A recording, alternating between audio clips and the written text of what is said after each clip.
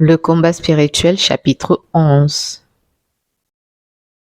De quelques considérations qui peuvent porter la volonté à ne vouloir que ce que Dieu veut.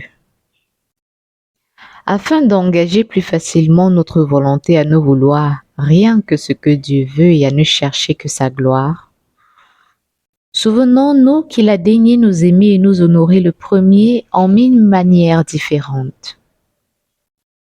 C'est lui qui nous a tirés du néant, qui nous a créés à son image, qui a fait toutes les autres créatures pour notre service. C'est lui qui, voulant nous donner un Rédempteur, nous a envoyé non pas un ange, mais son Fils unique, qui a racheté le monde, non pas au prix de l'argent et de l'or, qui sont des choses corruptibles, mais au prix de son sang, et par sa mort, non moins infâme que douloureuse. C'est lui enfin qui à tout moment nous protège contre la fureur de nos ennemis, qui combat pour nous par sa grâce et qui, pour fortifier notre faiblesse, est toujours prêt à nous donner le corps de son Fils à la sainte table. Ne sont-ce pas là des témoignages certains de l'estime et de l'affection que ce grand Dieu a pour nous?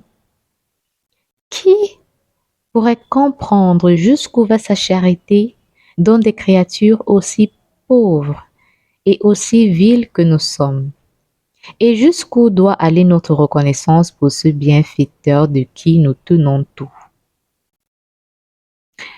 Que si les grands de la terre, se voyant honorés par des personnes que la naissance et la fortune a mises au-dessus d'eux, se croient néanmoins obligés de leur rendre quelque honneur, quel hommage ne doivent pas rendre des vers de terre au souverain maître du monde, qui leur donne tant de marques de sa bienveillance et de son estime.